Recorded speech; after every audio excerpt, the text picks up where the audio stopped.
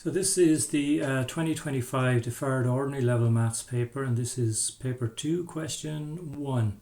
The line P has slope 3 over 2 and crosses the y-axis at the point 0, 4. Find the equation of P. Okay, so we have to find the equation of a straight line. So the equation of a straight line is y minus y1 is equal to m into x minus x1. So we have to put two things into this formula, a point and the slope. We have a point, the point is 0, 4. So we're going to call 0 is x1, we're going to call 4 y1, and then our slope is m, which is 3 over 2. So let's put these in. We've got y minus 4 is equal to 3 over 2 times x minus 0. So let's see, the first thing you would normally do when you have a fraction here, first thing you would do is multiply across by the denominator.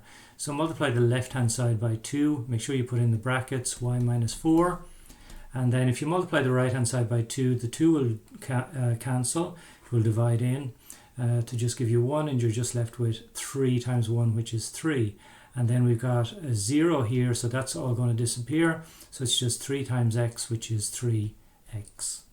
So let's just multiply out the left hand side. You've got 2y minus 8 is equal to 3x. Then bring everything over to one side, put it in the form ax plus by plus c is equal to 0. So I'm going to bring it over to the right hand side. So I'll put the 0 on the left hand side, so it's 3x. Subtract 2y from the left hand side and the right hand side, so you get minus 2y. Add 8 to the left and the right hand side, so you'll get plus 8. So the equation of the line is 3x minus 2y plus 8 is equal to 0. That's it for part A. Let's have a look at part B. Find the area of a triangle formed by joining the following 3 points. Now, happily enough, we have 0, 0 here, so we just have to concentrate on these 2 points here. So again, I'm going to call this x1, y1. I'm going to call this point x2, y2. And there is a formula for area when you have 3 points like this, one of them being 0, 0. And the formula is half the modulus of x1, y2 minus x2, y1. And that's it. So all we've got to do is put the numbers in here. So it's half the modulus of, make sure you put them in brackets, x1 is 3, y2 is minus 1, and then we'll put this minus here in, and then x2 is 5, and y1 is 4. That's it then. Let's see if we can just simplify this. So 3 times minus 1 is minus 3, and we have a minus times a plus, so that's going to be minus 4 5's 20. So we've got a half times minus 3 minus 20, so go down 3, go down 20, so that's down 23. So now we have to find the half of the modulus of minus 23. So these two lines here, this one and this one, they mean that you have to find the positive value of whatever is between them. So the positive value of 23 is just plus 23. And then finally a half of 23 is just 11 and a half. And we'll say units squared here. We're not given units in this case. So that's it. Let's have a look at the next one then. We have part C here. The diagram below shows 4 lines labeled P, Q, R, and S. The slope of each of the 4 lines is given in the table. Identify each of the lines in the diagram by writing the appropriate label into the space in the table beside the slope. So the first one is, let's see, we have a minus and we have a minus slope here. Negative sloped lines will face this way as opposed to this way. So we have 2 lines that are facing that way. So it is R and Q. So R is sloping this way and Q is sloping this way.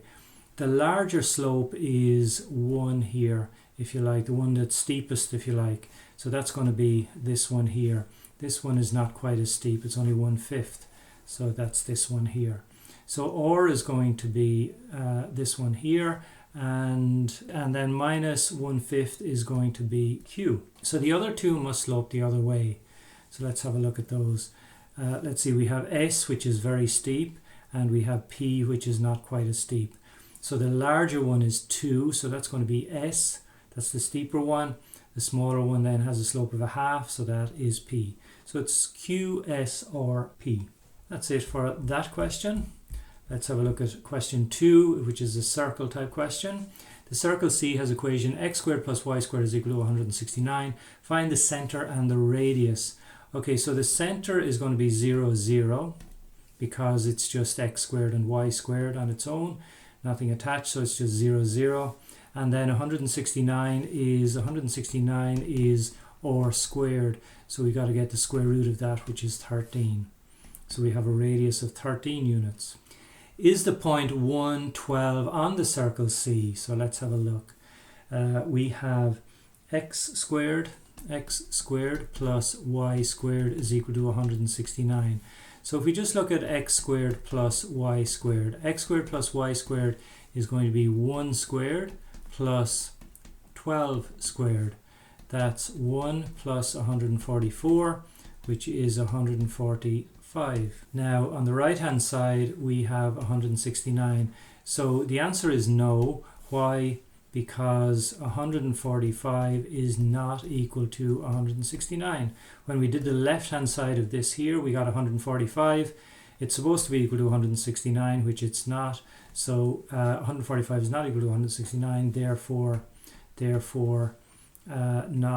it's not on C, it's not on the circle C. Okay, let's look at the second part then, part B. The circle K shown in the diagram on the right has its center on the x-axis and contains the points 0, 0 and 4, 0. Find the center and the equation of K. So this is our circle here, and we've got to find the center first of all. So we've got to find what this point is here. Now we can see that this point is on the x-axis, this point is on the x-axis. So we're going from 0 to 4. The center is going to be halfway between, because this is a radius here and this is a radius, so they're equal. So this distance is equal to this distance, so halfway between 0 and 4 is 2. So the center must be 2 on the x-axis and again 0 on the y-axis. We're not going up and down the y-axis at all. So the center is 2, 0. So I'll just put that in here, 2, 0. So it's just literally 4 divided by 2, if you like, is 2, and so on. Anyway, the equation then, the equation of a circle is x minus h to be squared plus y minus k to be squared is equal to r squared. Now in our case, we have the center, so our center is x minus, our center is 2, 0. So this is h here and this is k here. So let's put in h here, which is 2, we've got to square that, plus y minus k is 0, so we're going to put that there. And then the radius we know is 2, so we've got to square that. So my answer is, the equation is x minus 2 to be squared, I'm not going to bother squaring that out, plus y minus 0 to be squared. Well, that's just going to disappear, we're just squaring the y, so that's plus y squared, and then 2 squared is 4. So it's x minus 2 to be squared plus y squared is equal to 4. Okay, next one then, let's see, PQ or S is a square. S and Q are on the x-axis, so there's S there and there's Q there, that's on the x-axis. PQ, Q or RS and SP are tangents to K, so that's these lines here. These 4 lines here, they're all tangents, we can see that. Find the area of PQRS. Well, what we got to do is find, let's say, this distance here, and we got to find this distance here. Well, we know that the radius of our circle is 2. So in other words, the distance from here to here is 2. So that means the distance from here to here must be 2. Also, the distance from here to here is 2, and from here to here is 2. So we have that distance there, which is the same as this distance here. So that's 4, and this is 4. So the area then, the area of PQRS is equal to 4 times 4, which is 16. And again, we'll just say units. They're not giving us units here. We'll just say units squared because it's area. And that's it for question 2. Okay, this is question 3. Part of a board game involves gathering tokens. At certain points in the game, a player can choose to spin one of the 2 fair spinners shown in the diagram below. They collect the number of tokens the arrow stops on. For example, on spinner A, shown below, a player would collect 6 tokens. A player spins spinner A twice and collects a total of 6 tokens. List the 4 possible ways this could happen. So if the person spins spinner A twice and they want to collect 6 tokens, so they can land on 6 the first time and 0 the second time.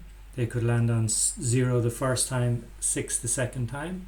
They could land on 4 the first time, 2 the second time, or 2 the first time, 4 the second time. So you just got to list all of those.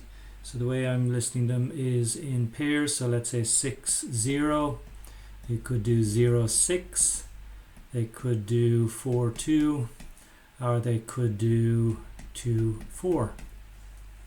And that's it for the first question.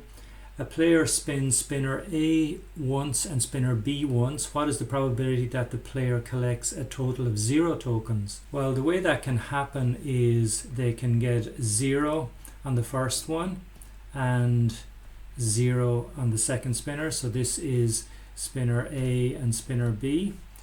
Or they could get 0 on the first one, and there is a second 0 on B as well. They could get A and B here. They could get 0 on A and 0 on B, because if we look back up here, you can see that there are 2 zeros here. So they could get 0 on the first one, this 0 on the second one, this 0 on the first spin, and this 0 on the second one. So these are all the different ways that they could do it. So let's just write down the probabilities then. So the probability of getting 0 on the first spinner is just 1 over 4, and means you multiply. To get a 0, to get this particular 0 here on the second spinner, well, there's one of these and there are 6 in total, so it's just 1 out of 6. So it's going to be 1 over 6 here. Or here means that you add, and then again, let's see, we could get 0 on the first spinner, so again that's 1 over 4, and means you multiply. You could get 0 on the second spinner, the second 0 on the second spinner, so again there's only one of those, so that's going to be 1 out of 6. So this is our answer here. So a quarter multiplied by 1/6, well, top by top, bottom by bottom, so that's 1 over 24, plus again 1 over 24 here. If you add 1 over 24, you get 2 over 24, so our answer is 1/12. So that's the probability of getting a total of 0 tokens. Okay, so that's part B. Let's have a look at part C. Spinner B is spun a large number of times. Find the expected average number of tokens that a player will collect each time. Okay, so this is the expected value type of question. So you've got to look at each outcome and the probability of getting that outcome. So for example, to get 0 tokens, you'd multiply that by 1/6. To get 4 tokens, you'd multiply that by 1/6. 8 tokens, you'd multiply 8 by 1/6, and so on the whole way around. So let's write all those out. So the expected value is 0 multiplied by 1/6 plus 4 multiplied by 1/6 plus 8 multiplied by 1/6 plus 0, there was a second 0 there, so that's multiplied by 1/6 plus 1 times 1/6, and then finally there was a 3 as well. We might need to multiply that by 1/6. So you just got to do each of these. Well, that'll just become 0. This will become 4 over 6. This will become 8 over 6. This one here will become 0. This one here will just become 1 over 6. And this one here will become 3 over 6. So if we add all of those, 4 plus 8 is 12, plus 1, 13, plus 3, 16 over 6, and that's equal to 3 6s will give us 18, so it's 2 6s, which is 12, 4 left over, 4 over 6, which is just 2/3. So it's 2 2/3 is the expected value. So that's the expected average number of tokens that a player will collect each time. Okay, Jill is playing a board game that uses both spinners. She has calculated that the expected average number of tokens for one spin of spinner A is 3. We've worked out the expected value for spinner 2 as being 2 2/3. So Jill has already worked out the expected value for spinner A as being 3 tokens. If you played it an infinite number of times, you would get on average 3 tokens. At certain points in the game, she can choose one of three options below. So she can pay 2 tokens and just spin spinner A. She can pay 2 tokens and just spin spinner B, or she can do nothing, do not spin either spinner. She decides that she will choose one of the options at the beginning of the game and will always use that option in the game. So based on the expected average number of tokens for one spin of each spinner, which option would you advise Jill to choose? So I'm going to choose option A here because the expected value for spinning spinner A is 3 tokens. She's already worked that out. So that would mean that if she pays 2 tokens, on average she would win 1 token. She's going to win 3 tokens in fact, so she would be in profit, if you like, of 1 token.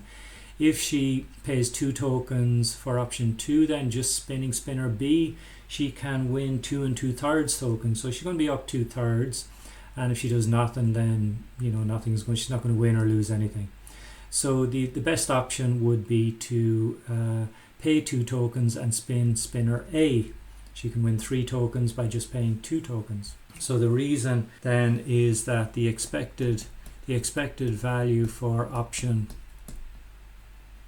1 is equal to 3. The expected value for option 2 is only 2 2/3, and option 3 then she will get nothing, lose nothing and win nothing. Okay, so that's really it for question 3. Okay, let's look at the next question, question 4. The sample of 1500 males is selected at random. For this sample, diastolic blood pressure is normally distributed with a mean of 80 and a standard deviation of 10. The normal curve below shows the blood pressure of 1500 males in this sample. Fill in the 6 missing numbers on the horizontal axis on the diagram above. Okay, so we're given this one here, originally 70. We're told the standard deviation is 10. So we just got to subtract 10, then add 10, add 10, add 10, add 10 to give us these answers here. So the mean is 80 and the standard deviation then is 10. Using the empirical rule, or otherwise find the approximate number of males in the sample who have a diastolic blood pressure between 70 and 90. So we can see here between 70 and 90 is 1 standard deviation from the mean. So that means 68% of the population will be between 70 and will have a diastolic blood pressure between 70 and 90. So we have a sample of 1500, so all we've got to do is get 68% of 1500. So let's do that. So we need to get 68% of 1500. When you do that, you get 1020. That's part 2. Part 3, use the empirical rule to find the approximate percentage of males in the sample who have diastolic blood pressure greater than 90. So if we look at 90 here, we have 90 here, so we're looking at this part of the graph here. Okay, so what we're going to do here is we're going to look at just this here, which is 1 standard deviation above the mean. So we know that 1 standard deviation above and below the mean represents 68% of the data. So if we half that, we get 34%. So in other words, 34% of the data will be between 80 and 90. Well, we know below 80 is 50%. This is half the graph here. So if we add 50 plus 34, that'll give us the percentage down here. We need the percentage up here, so we just subtract from 100 and then get that percentage of 1500. So let's do all of that. So the first thing we're going to do is we know that 68% of the data lies within 1 standard deviation above and below the mean. So we take 68, divide by 2, that'll give us 34%. We're going to take that 34%, we're going to add the 50% that's below the mean, so that's going to be 50, 60, 70, 84%. So we can get actually 84%. We'll do it this way. We'll get 84% of 1500. If we do that, we get 1260. So that's the number of the 1500 that are below 90, that have a diastolic blood pressure below 90, we need the number greater than 90, so we just take 1500. We're going to subtract 1260, and that'll give us our answer, which is 240. So that is the number of people who have a diastolic blood pressure greater than 90. Now what did they actually ask here? They said use the empirical rule to find the approximate percentage of males. So we need to get this as a percentage. So what we do is we take 240, we divide it by the total number, which is 1500, multiply by 100, and that gives us our final answer then of 16%. So 16% of males in the sample who have a diastolic blood pressure greater than 90. Okay, next one then. The diagram shows a sector of a circle of radius 12 centimeters with an angle of 77 degrees. Find the area of the sector, give your answer in centimeters squared, correct to one decimal place. Okay, so the area of a circle is pi r squared, and the sector is just part of a circle. So we want to get a fraction of this particular area here. We want a fraction of this. So what fraction do we use? Well, so we know that the angle is 77 degrees, so we just take 77 divided by 360. That's the fraction of the circle that we have here. So let's see, we have pi, which is just pi. We need to multiply that by the radius, which is 12. We need to square it. Multiply that by 77 over 360. And that will give us an answer of 96.76105 and so on. We need this to one decimal place, so our final answer then would be 96.8, and that's in centimeters squared. Okay, the last question then in this question is find the length of the perimeter of the sector. Give your answer in centimeters correct to one decimal place. So the perimeter is just going to be the distance from here up to here, around here, and back here again. So we know that this is 12. We know this is 12, so we have two of the parts of this sector anyway. We just need to find this length here. And this is going to be part of the circumference of the circle. So let's write down our formula for the circumference. Circumference of a full circle is 2 pi r. 2 pi r. We don't need the full circle, we only need a fraction of that full circumference, and that fraction again is 77 over 360. So we just need to put in our numbers here. So it's 2 times pi times our radius, which was 12. We need to multiply that by 77 over 360, and that gives us an arc length of 16.12684 centimeters. And then we just need to find the perimeter then. The perimeter then is going to be equal to 16.12684 plus 12 plus 12. That'll give, let's see, 40.12684, and that's approximately then equal to one decimal place is 40.1 centimeters. That's it for this question. Okay, next question then is question 5. The triangles OAB and OCD are shown in the diagram. The triangles OCD is the image of the triangle OAB under the enlargement of center O and scale factor K. AB is 8 and CD is 12. So we're given those here. There's AB and there is CD. Show that the scale factor K is 1.5. So the way you do that is you would take an image length divided by an object length, and that should give you your scale factor. So we have an image length of 12. We have an object length of 8. So we just need to divide 12 by 8, and that should give us 1.5.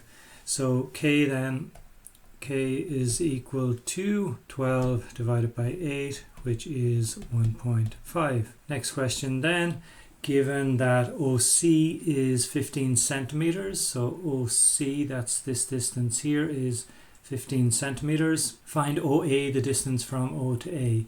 So that's an image length here, so this is 15 centimeters along here, and we've just got to work out what OA is. So if we take the image length, remember the image length divided by the object length will give you K. We know that K is 1.5.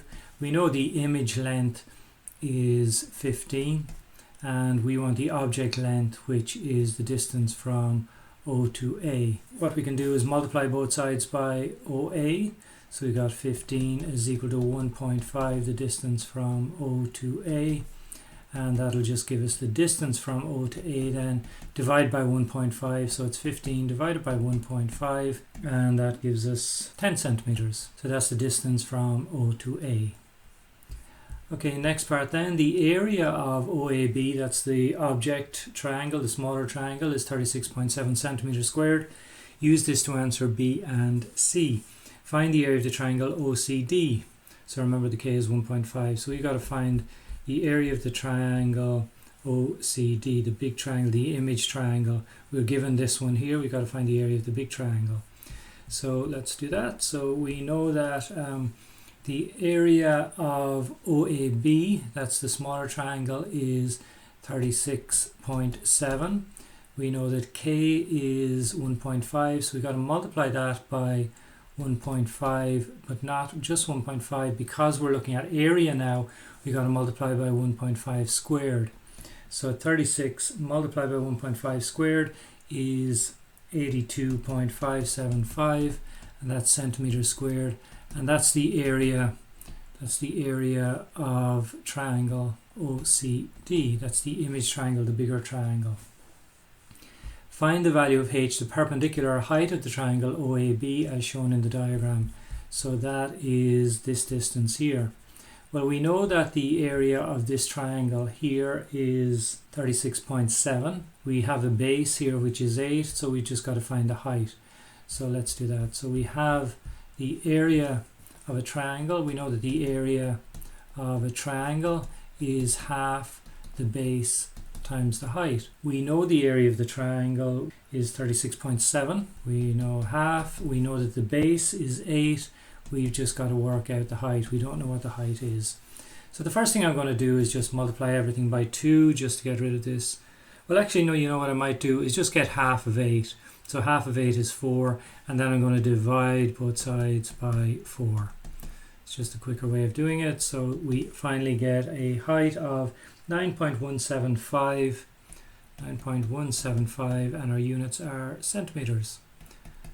And that's it for this question. Okay, next question then is question 6. In the triangle XYZ, XY is 10, XZ is 8, and the angle ZXY is 50 degrees. Find the area of the triangle. Give your answer in 1 centimeter squared, correct to 1 decimal place. Okay, so if you were to draw this triangle, it would look maybe something like this. Let's put the X there, the Y there, the Z there. So we know that XY is 10 centimeters. We know that XZ is 8 centimeters, and the angle ZXY, so the angle here at X, the middle letter, is 50 degrees. So what we have here is a triangle with 2 sides, and we're given the enclosed angle between those 2 sides. So the area of this type of triangle then is going to be half AB sine C.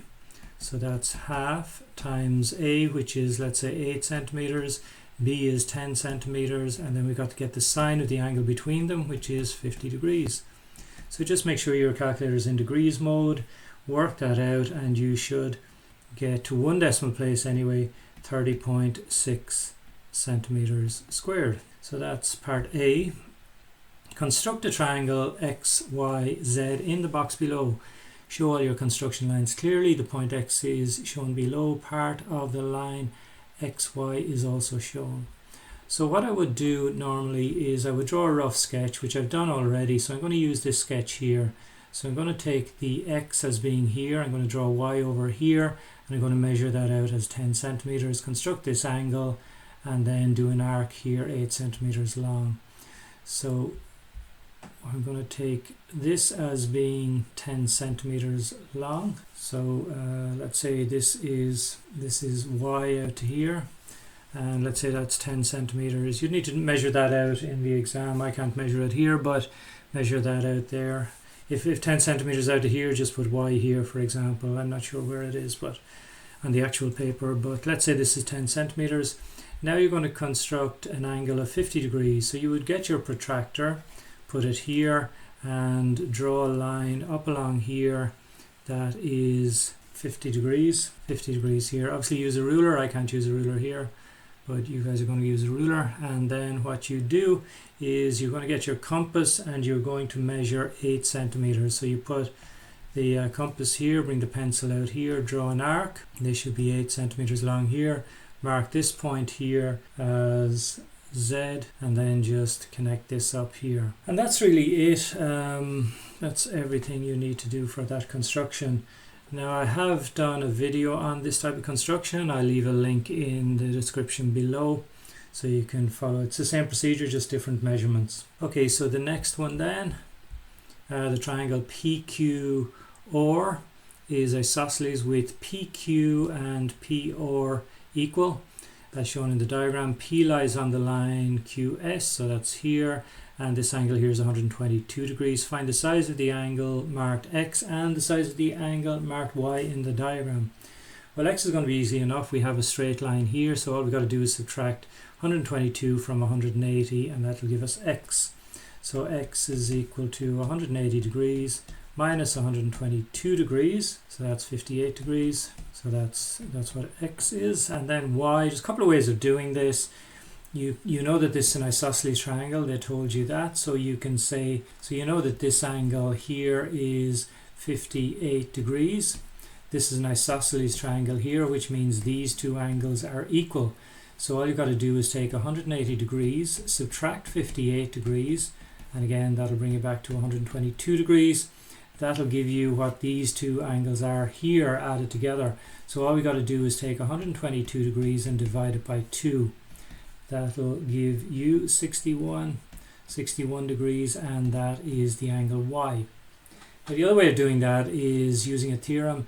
The exterior angle is equal to the sum of the two interior opposite angles. So in other words, 122 is equal to this angle and this angle, or twice Y if you like, because we know these two are equal. So twice Y, that will just give you Y as 61 degrees. So we have Y as 61 degrees and we have X as 58 degrees. And that's it for this question. Okay, next question then is the first of the longer questions. This is question 7. As part of the Croke Park experience, it is possible to descend by rope abseil from the roof of the stadium to the ground level. Aidan, which is A here on the diagram, does this abseil down a vertical height of 45.7 meters. His friend Laura is waiting for him on the ground. She stands 35 meters directly across from where he is due to land, as shown in the diagram. The angle theta is here, and this is the angle from the ground at Laura's feet to the roof at the place where Aidan starts to abseil. Write down the tan of theta in the form A over B, where A, B are real, and hence find the value of theta. So the tan then of an angle theta is just the opposite over adjacent, so it's 45.7, which is the opposite over the adjacent, which is 35. So we just have to find theta then, so that means theta is just going to be tan inverse of 45.7 over 35. When you do that on your calculator, you get 52.55 and so on degrees, so that's approximately equal to the nearest degree, that is 53 degrees. So theta here is 53 degrees. Okay, let's have a look at part 2. Work out the distance from A to L, give your answer to one decimal place. So we want this distance down along here. Well, we have two other sides, so I'm just going to use Pythagoras' theorem. I'm going to say 45.7 squared plus 35 squared is equal to this distance here squared.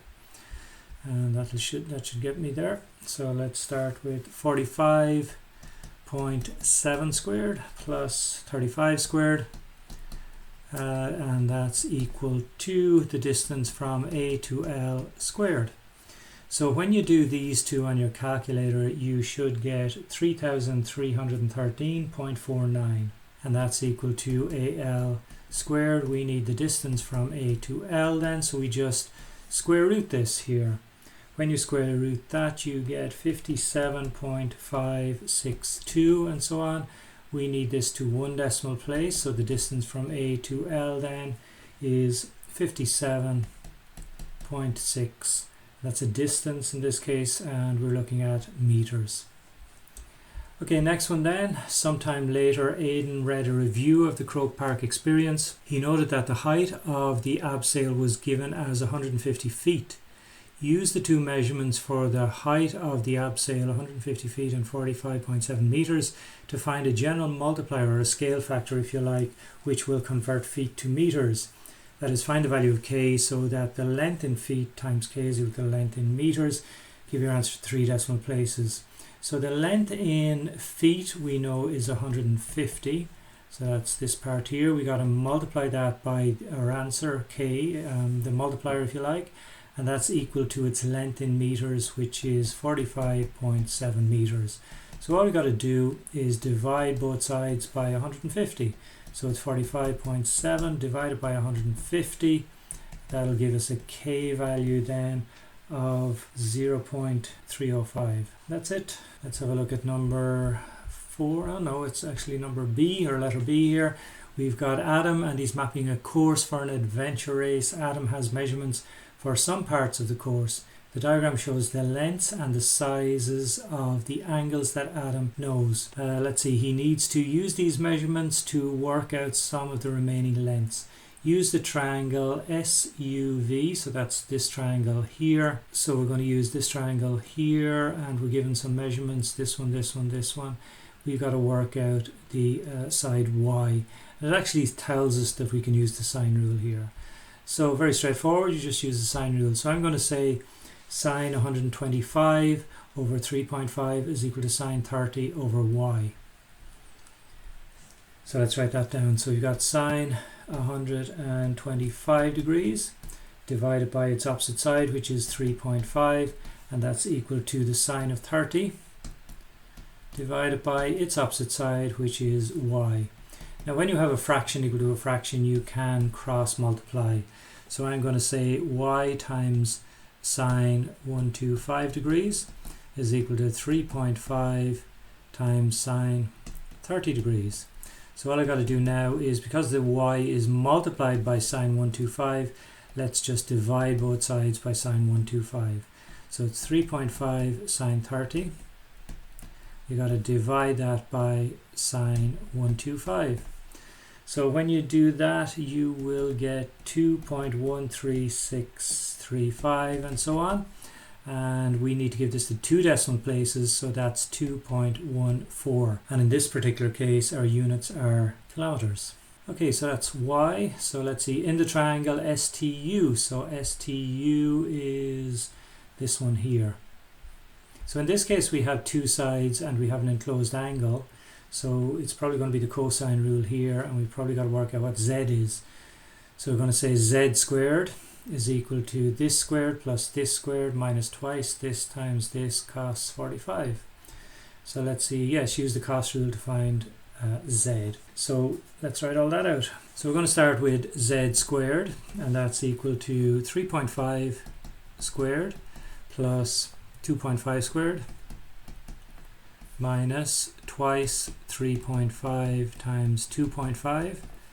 And then we've got to get the cosine of the angle between those two sides, which is 45 degrees. So all I've got to do is work out all the right hand side here. So first of all, I'm going to work out these two here. So square them both and add them. You'll get 18.5. Then what I'm going to do is I'm going to just do these three here. Multiply 2 by 3.5 by 2.5. And remember this minus here as well. So you'll get 17.5 cos 45 degrees. Now when you do all of that, remember this is z squared. You can do all this on your calculator. You should get 6.125631329. So all you got to do now is square root both sides. So square root this side here, and you should get 2.475 and so on. And we need this to 2 decimal places. So our z then is going to be 2.48. And again, we're looking at kilometers. Don't forget to put in the units. Okay, and next one then. For each race, Adam must place 6 flags labelled A, B, C, D, E, and F at random locations along the course. In the first race, the flags can be arranged in any order along the course. Find the total number of arrangements of flags that are possible.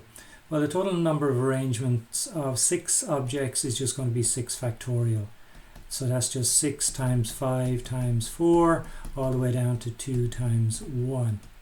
So when you do that, you can do that on your calculator actually, you'll get 720.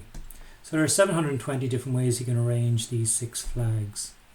So in a second race then, the first flag must be either A or F and the last flag must be either A or F. The remaining flags can be arranged in any order along the course. Find the total number of arrangements of the flags that are possible. So if you think about it, if you think of the 6 flags in these positions here, so I'm just going to do six of these square boxes here. I'm going to multiply the numbers that I'm going to put into them, and that'll give us our answer.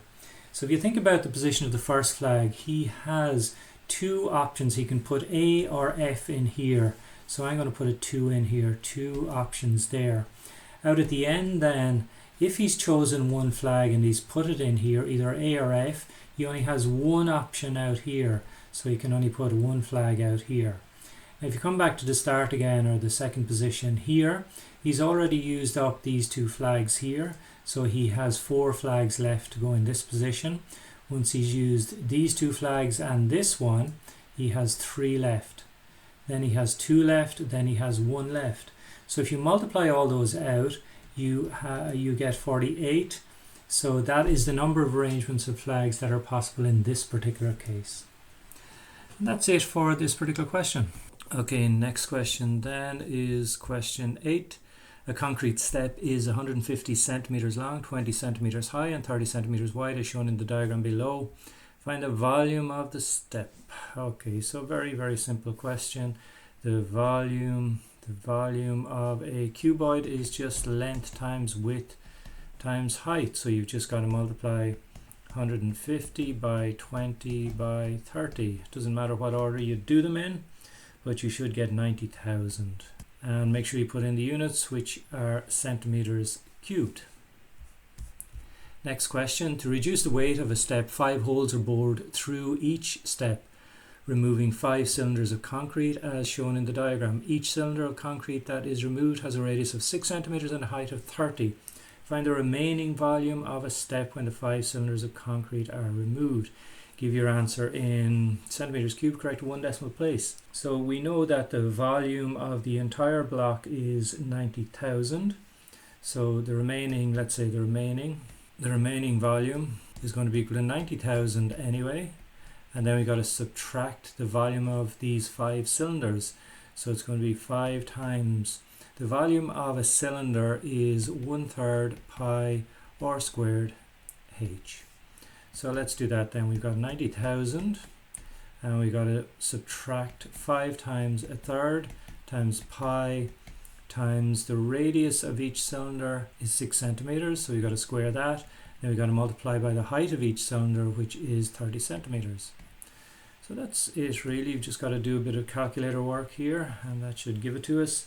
So we have 90,000 and then we got to subtract 5,400 pi. Now when you do that to 1 decimal place, you should get 73035.4, and that's centimeters cubed. So next question then is part B. 50 different steps are needed for a special project.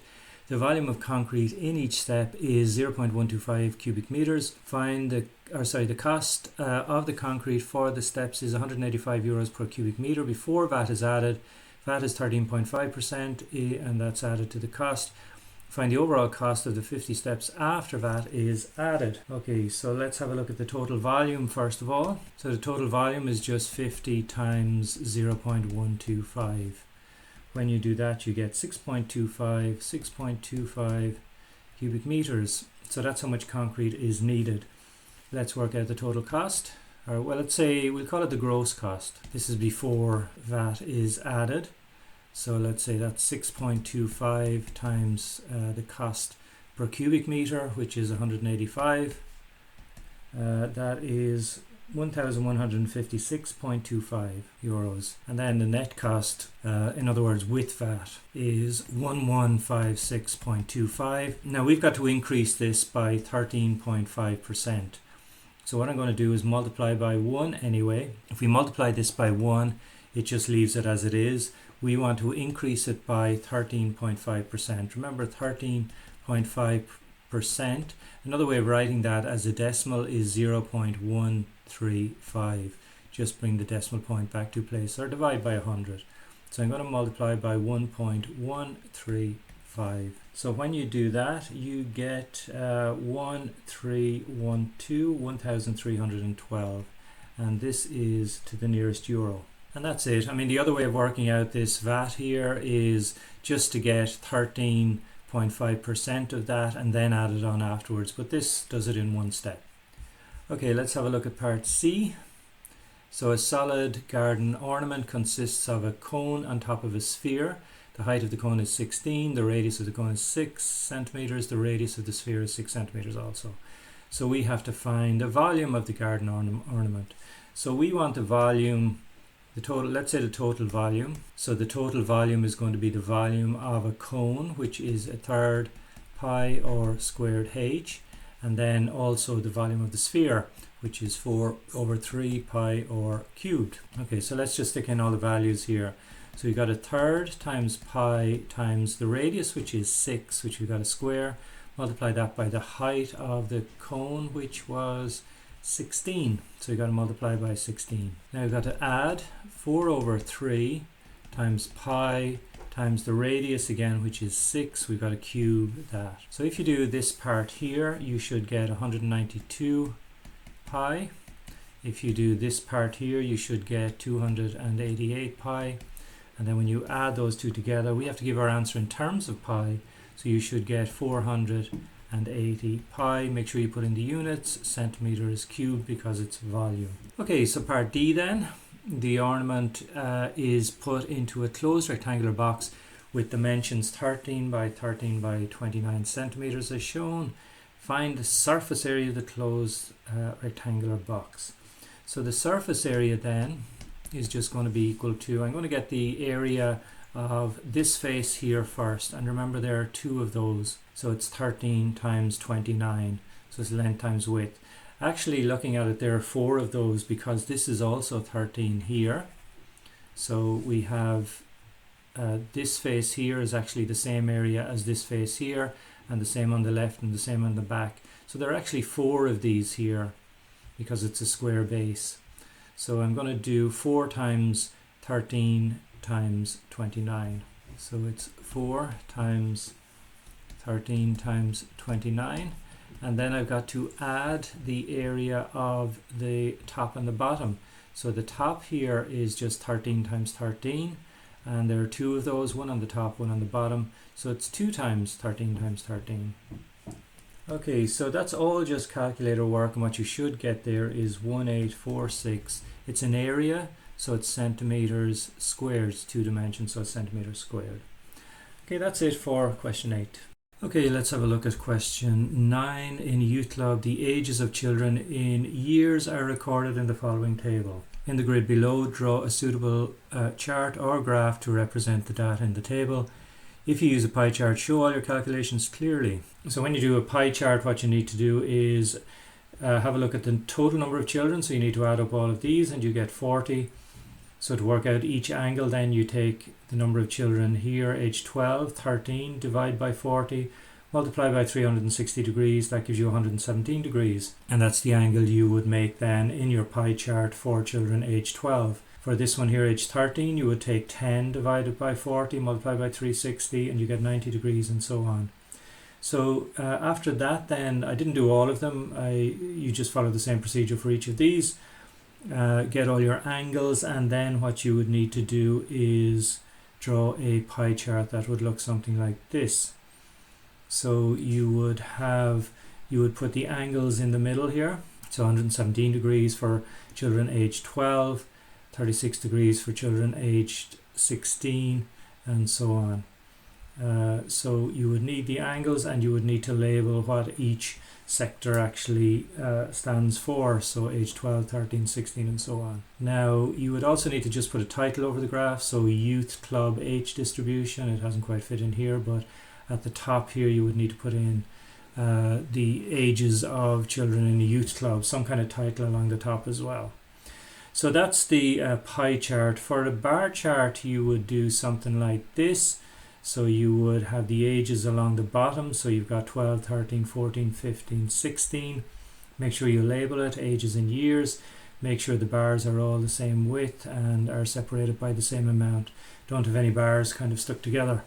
And the first bar needs to be separated from the y-axis. Up along here then I've got number of children, and then along the top you've got a title, number of children by age in a youth club or something like that, something along those lines. So there are the two charts that you could possibly do. Now I haven't done them here because it's difficult for me to do them on this particular page. So let's have a look. Find the median age of children in the table, the median age. Well, let's have a look. We have a total of 40 children. So to find the median then, you would take 40, divide it by 2, and you get 20. Because this is a whole number, you would take the 20th and the 21st number in your list. So we need to put all of these in order. So they're in order already. We have 13 children who are age 12. We have 10 who are age 13. 8 who are age 14 and so on. So we have 13 children who are age 12. So we've got 12 written down 13 times. Then after that we've got 13 written down 10 times. Then we've got 14 written down, if you like, 8 times. If we were to list them all in a big long list. So we need the 20th number and the 21st number. So you can see here that if we list 12 13 times, we haven't reached 20 yet. We haven't reached 20 numbers. We've only reached 13 numbers so far. We haven't reached 20 numbers. So if we move into 13, age 13, then we will move into the 20th and 21st number. So we have 13 plus 10. That gives us 23 numbers that we would have listed. We would have listed 12 13 times and then 13 10 times. So the median is going to be the 20th and 21st number. So it's going to be here. It's going to be age 13. So our median is 13 years. Okay, next one then. One child is picked at random from the children in the youth club. What is the probability that the child is 13 years of age?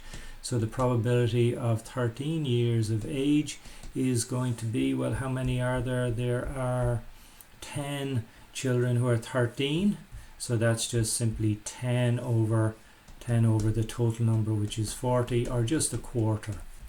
3 children are picked at random from the children in the youth club. What is the probability that the 3 children were born on the same day of the week?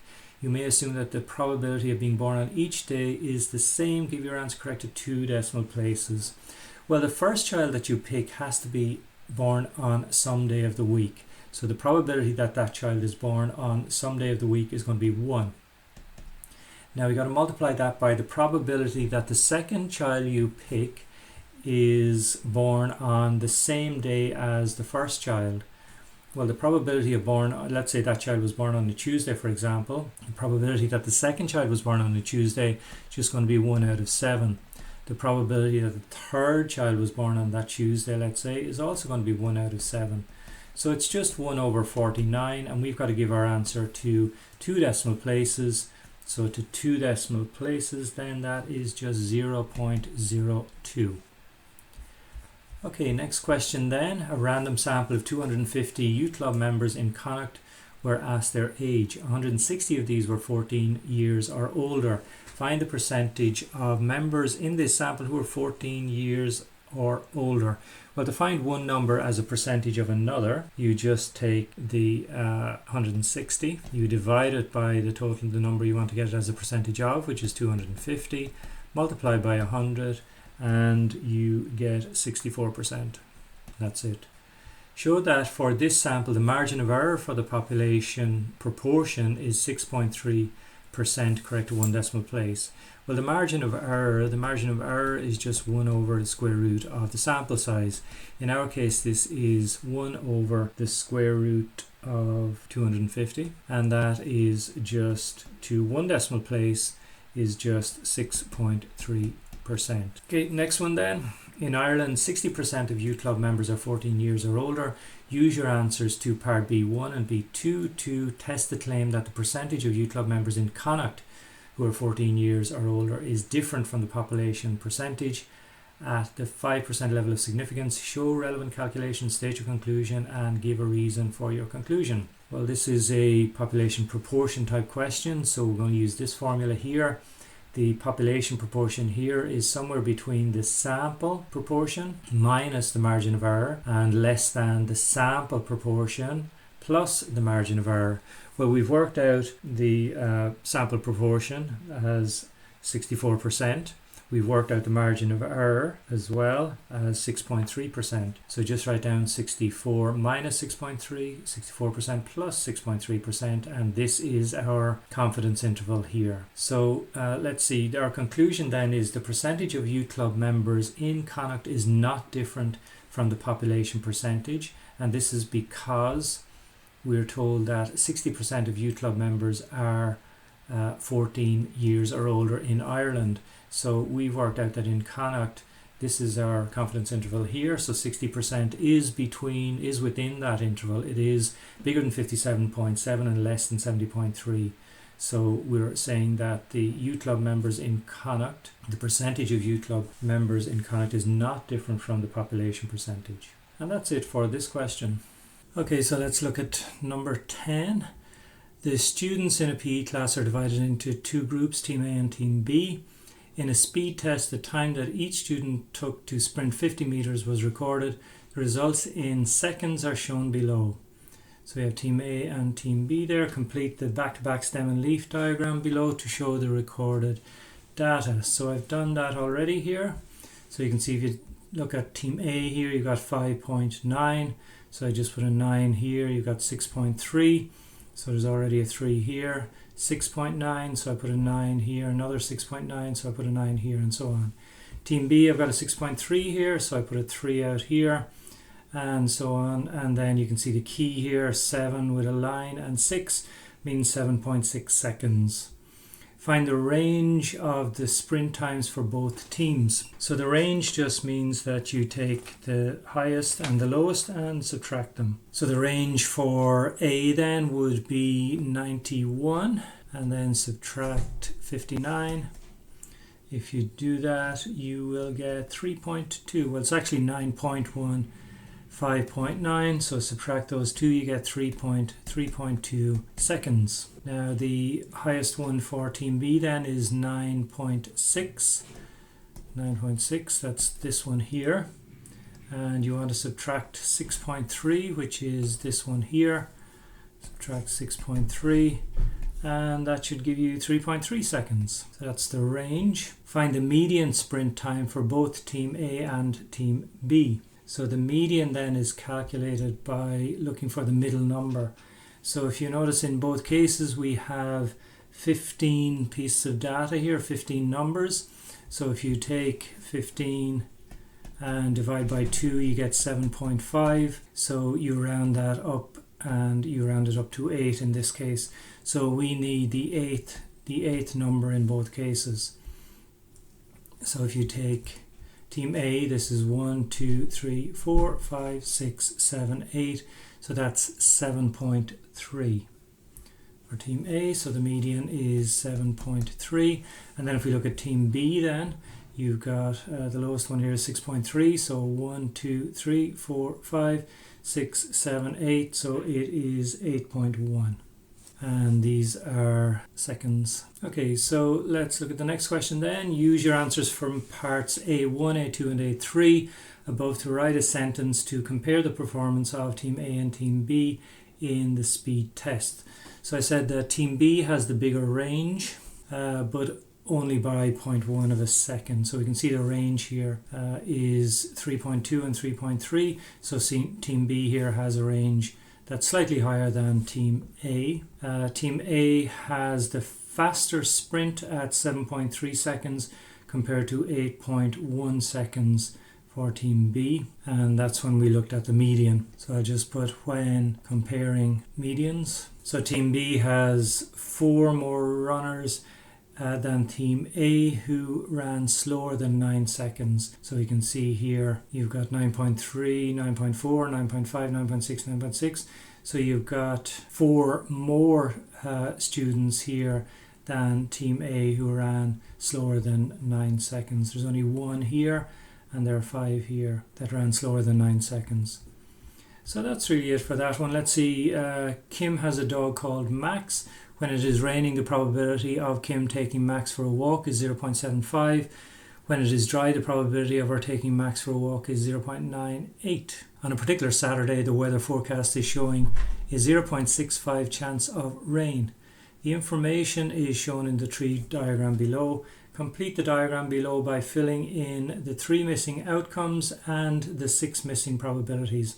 For example, the probability that it is raining and Kim takes the dog for a walk is 0.4875. That's done here. So I filled those in. If you have a 0.65 here, this one must be 1 minus 0.65 or 0.35 here. If this is 0.75, this must be 0.25 to make up 1. If this is 0.98, this must be 0.02 to make up 1. So then the outcomes, you've got rain and walk, so that's RW. You've got rain and not walking here. You've got dry and walking, DW, and dry and not walking, DN. So to work out the probabilities then at the end, you multiply out the probabilities in the branches. So if you multiply 0.65 by 0.75, you should get 0.4875. So I've multiplied 0.65 by 0.25 to give me this. I've multiplied 0.35 by 0.98 to give me 0.343, and 0.35 by 0.02 to give me 0.007. So these are the outcomes, all the possible outcomes, and these are the probabilities of those outcomes. So I think that's all we had to do. So complete the diagram by filling out the missing boxes. So that's it. Let's see the next one then. What is the probability that Kim will bring Max for a walk on Saturday? So she can bring the dog for a walk here. So we have walk here or here. So all you got to do is take these 2 probabilities and add them. And that's all I've done here. So when you add them, the probability that Kim will bring Max for a walk on this Saturday is 0.8305. Assume that it will rain for the next 3 days. What is the probability that during these 3 days Kim will bring Max for a walk for the first time on the 3rd day? Give your answer correct to 4 decimal places. The probability that Kim will bring Max for a walk for the first time on the 3rd day is the probability that she will not bring him for a walk the 1st day, not bring him for a walk the 2nd day, and then bring him for a walk on the 3rd day. So not bringing him for a walk probability is 0.1625, and that's assuming that it is raining as well. So that's this number here. So that's the first 2 days. The probability will be 0.1625 times 0.1625. And then bringing him for a walk on the 3rd day will be 0.4875. So all you got to do is multiply those and you get 0.0129. So really it's the probability that she will not bring him for a walk, and means you multiply, not bring him for a walk, and means multiply, then brings him for a walk. So that's it there really, and that's it for this question and this paper.